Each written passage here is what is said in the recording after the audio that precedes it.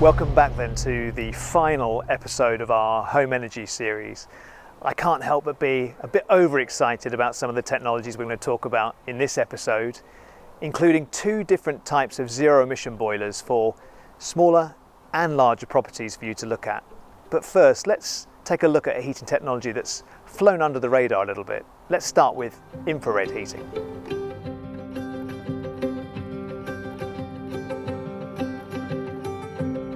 We're here to talk about infrared heating. Now, I'm really excited about this technology, but I suspect a lot of people don't know about it. So can you tell us what it is? So the key to Herschel infrared heating is really the way in which it heats. So unlike your conventional heating systems, which more often than not heat the air, Herschel infrared panels, they heat the thermal mass of the room. So by thermal mass, I mean the walls, the floors, the ceilings, any objects in the room, and us actually. So they'll heat us directly as people as well. So that heat from the panels is stored in the thermal mass and then radiates out back and heats the room like that, which makes it a very efficient way of heating. Because of course, even when the heating goes off, that heat continues to radiate out and keep the room warm, just like the sun does out. So the best way to think of it is you get the infrared from the sun, warm summer's day, heats, say, a patio, sun goes down at night, walk on that patio, you can still feel that warmth radiating off because it's stored that infrared heat in that patio. With this technology, I really like the look of it. It's really, really simple and quite unobtrusive, which is great. And when people are replacing their boiler, they might be thinking, oh, do I really want to do that? There's a lot of hassle. This also looks good, but is it quite simple to install? What's involved and who does that work? Hugely simple. So that's one of the massive benefits.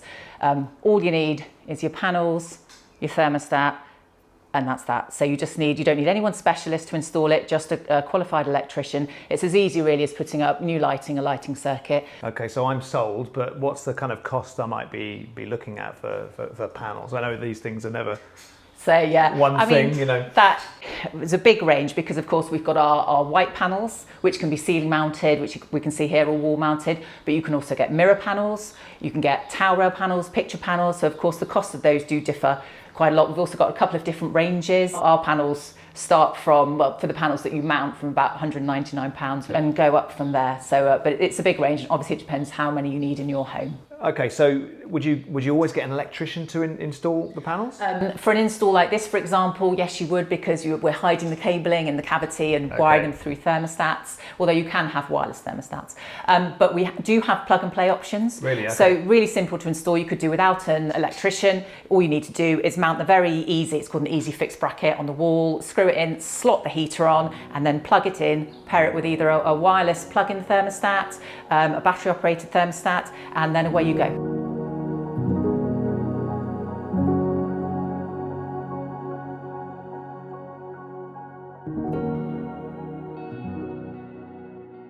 One thing that occurs to me is that we've got a plain white panel here, which looks great, but nice and other discreet options are available. Yes, indeed. So the mirror, we have got, our customers love the mirror because you have mirrors on your walls often anyway, hallways, living rooms, things like that. So, effectively you're heating your room and you don't know they're there. What strikes me about this technology is there's quite a lot of benefits that people don't know about. Yeah, certainly. Well, of course, there's the obvious ones like, you're saving space by mounting on the ceiling or hiding them in pictures and mirrors, which obviously frees up wall space. Often we have people concerned about, would our floors, be cold if we don't have underfloor heating? No, absolutely not, because the floor is, part of the thermal mass. It is warming that as well as the walls and ceilings. So when you walk on that floor, that's going to be warmed as well. I probably, if I wanted to try one, I could try one or two panels first and then add more to the house. Do people do that? Absolutely, yeah. We have customers, often they'll want to test, say, one room in a house, and that's really easy to do. Simple specification we can do for them, or they can use our online calculator. And more often than not, if it's just a small room, they might just need one panel. So they'll put that panel, try it out, do a test. Always love them and always will go on and do the rest of the house. Once they're up and installed, that's it. No maintenance cost, nothing to go wrong. They're all solid state elements in there. We mentioned previously about the way they heat, they're warming the thermal mass and radiating out, and because of that, you don't need to run them for as long. Presumably you could operate them with a smart multi-room thermostat. Absolutely, like you have to be able to do that these days, don't you? Course, so absolutely. You can app enable nearly all of our thermostats, so you can control them from wherever you are, and voice control as well from Alexa, etc.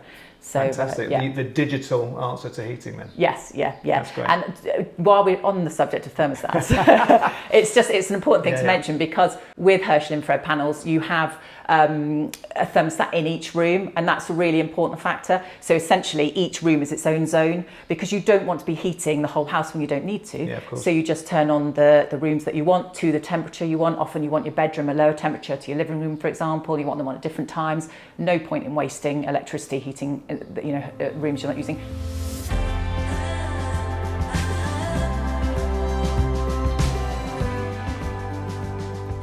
If you're interested in infrared heating, it stands to reason you might be interested in the next technology too. Perhaps you live in a smaller property and space is at a premium, and you think that maybe having a heat pump might be too intrusive. We're now going to take a look at a modern, smart take on the night storage heater.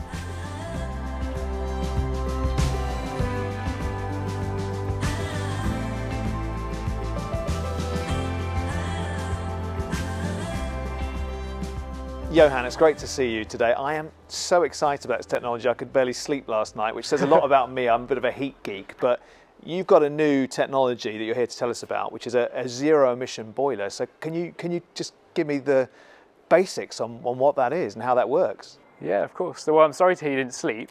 Hopefully you'll sleep better tonight when you hear about what we're doing. Yeah, our zero emission boiler, we call it a ZEB. It's a plug and play replacement for a fossil fuel boiler.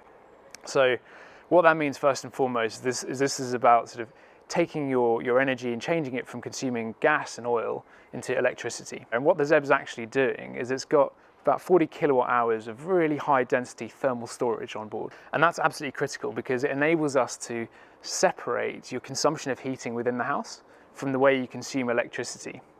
So what we're able to do is mimic the performance of your gas boiler, give you the same high temperature heating without changing your house, and then also consume electricity when the electricity is greenest and cheapest. So what's the secret then? What's inside the zero emission boiler? It's effectively a very high density concrete. It's a solid material, and we store heat at very high temperatures. So the core is getting up to 800 degrees. It's a little bit like a storage heater in that sense.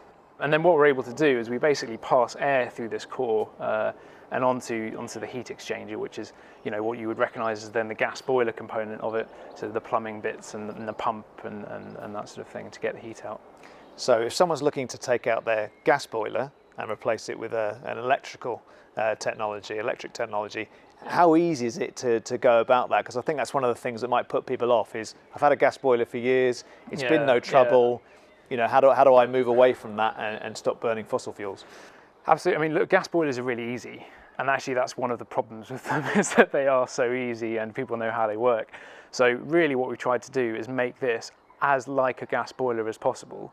And so in that sense, we call it plug and play because it really is. In fact, it's easier than installing a gas boiler in many ways because you don't have a flue, because you're not burning anything. The ZEB will sit wherever you've got space in the house. It's about the size of a washing machine. It brazes into the same piping. So how long would that take? Are we going to be disrupted for days if we buy one of these, or is it quite a quick process as well? No, it's within a day. That quick? Yeah. Wow. Yeah, okay. yeah. We've for the trial installs, it's taken a little bit longer because we've been doing some other things, but a simple ZEB install is no more than a day.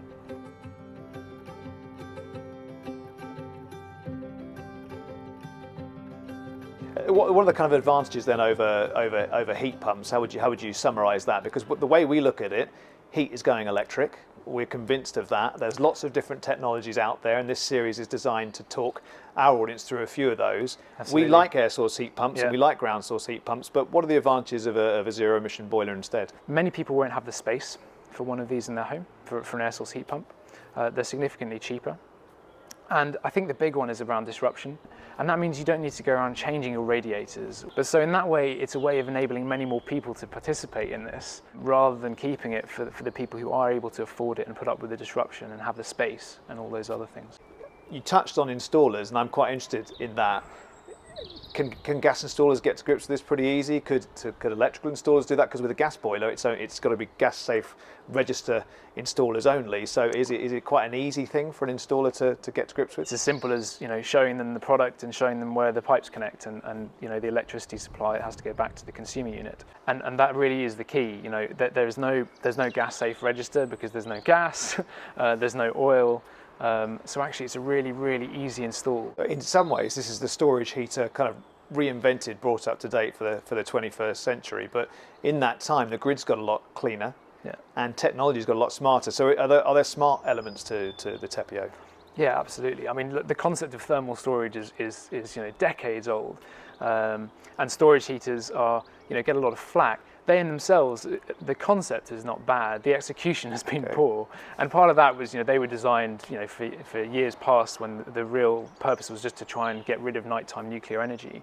We've come full circle actually, because the needs of the grid are completely different to what they were 20 years ago. We've had privatization, we're increasingly trying to put more renewables on the grid, but that does mean that we are moving from a world where we had loads of control on the generation side, and we're getting less because renewables will generate when the sun and the wind is available. So what we need to be able to do is change the way we flexibly consume that electricity to, one, drive the cost down for consumers, but also as an energy system to try and reduce the costs of that energy transition.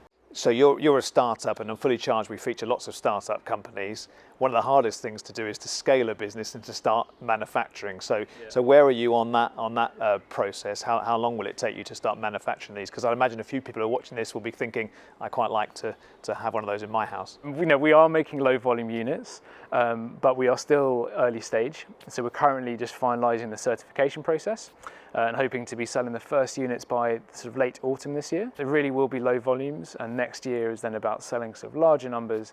The challenge with any startup is obviously making these, and before that you've got to go through the validation process. So I think you're running some trials with the ZEB. How have those gone? We've had 11 trial homes. They've been performing really well over the winter period. We've learned a lot.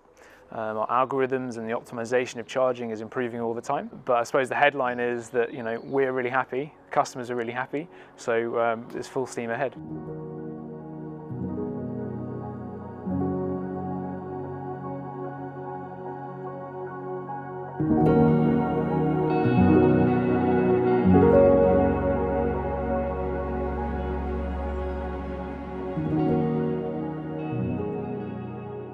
James, it's fantastic to be here today. We're here to talk about your Warmstone heat battery. Tell us more. Dan, welcome. Basically, our heat battery takes low-cost, off-peak electricity. We store it as heat. It's in a super insulated vessel, so you can keep the heat for days and actually weeks. And the idea is that it provides a high-power, high-temperature water to replace your boiler. It's got very few moving parts. It's got a pump in it.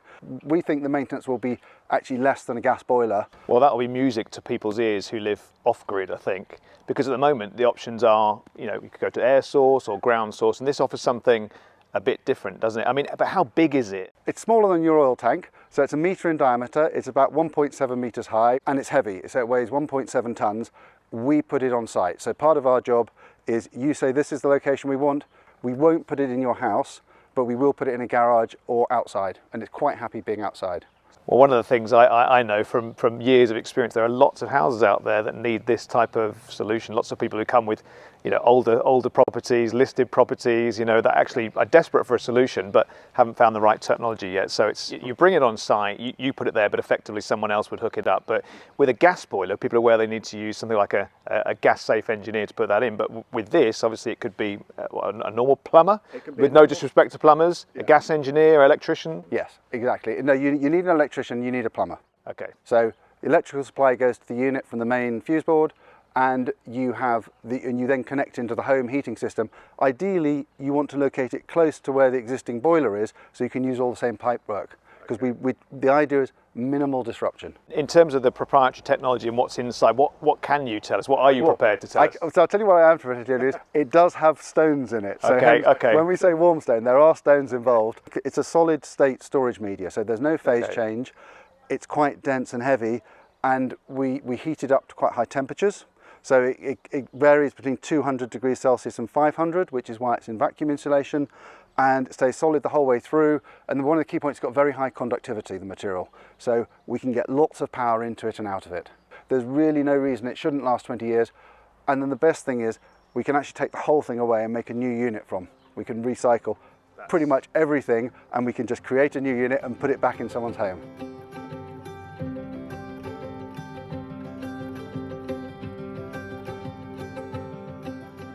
I mean, one of the things, James, if you drop the bombshell, how much might it cost, and can those economics improve over time? Yes, so totally improve over time. We're starting next year, so 2022, it'll be £12,000 installed, including VAT, but it's 12,000 and we want to get it under 10. We are more expensive than the heat pump, but we are so much cheaper than the retrofit. Okay. So, you know, you might have a £30,000 to £40,000 retrofit plus a £5,000 heat pump, or you install us. The other point to remember is we're looking to be zero carbon. We're not, if we charge off peak when renewables are generating, we're zero carbon. If we use more energy, so what? We want a zero carbon society, not a low energy society. And people often conflate the 2 points together, but actually the aim is zero carbon. And we've got to be really clear about that. That's what we're after. And actually flexibility is as valuable as efficiency. But how much energy can it store? And perhaps compare that to something else so people get an idea of what that means. It stores 100 kilowatt hours of usable heat, which is 7 Tesla Powerwalls. Wow, okay. And if you, I know this because I got a quote recently, if you put 7 Tesla Powerwalls in, it would probably cost you about 60 or 70 grand.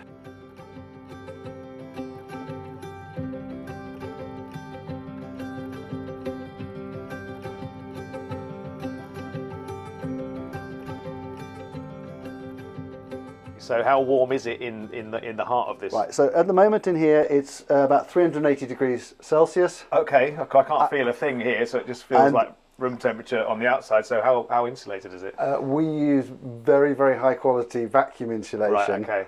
And part of our IP is around how we do that, because it's not particularly easy, but it's the only way I can make it this size. If I use conventional insulation, it would be twice the width. So instead of it being a metre, it would be at least 1.5 meters, maybe slightly more, 1.7. And to give you an idea, if I replaced the warm stone in here with a tank of hot water at about 100 degrees, it would take 6 months to cool down. Wow, okay, that's amazing. How long is it going to take to install this? It looks quite big. It's going to take ages, isn't it? It's going to be quite complicated. No, so if you like the garage here and you can bring it in, we dropped it off on a lorry, we brought it in on a pallet trolley, put it in place. You want to connect it up to the electric supply first of all. So it's actually hot when you do the pipe work. You can then put the piping in. So the plumbing side is like a normal boiler replacement. So what you take is you take the old boiler out, you put the pipe flow and return in, and then you flush the system through before you're good to go. For the electric side, you just want it to be hot, so we need it plugged in. Because it's from charging from empty, it's about 160 kilowatt hours. So you want that on the day before, so you're actually ready to go and do all the tests when the plumber's there. Yeah, well, it's so simple, it sells itself. So thank you very much, James. We're really, really fascinated by this technology. Cheers, Dan.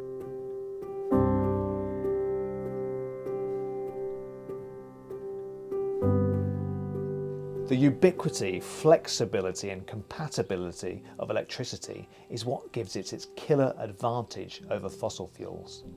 And now with an array of different options, from heat pumps to zero emission boilers, the Swiss Army knife of electricity can finally start to cut our carbon emissions.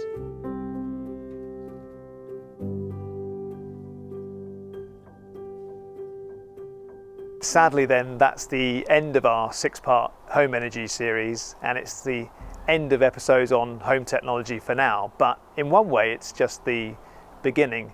And I wish we could cover everything, but this series was really to give people a flavour, because we all have to go on a journey towards zero carbon homes, and it will take people some time. So we wanted to start with the cheaper, easier measures and then offer you some hope in terms of the bigger, more expensive measures as well. And hopefully we've helped inspire you to do that. But, and this is very sad for us, we've had to leave some things out of this series. So we would love to cover mechanical ventilation heat recovery.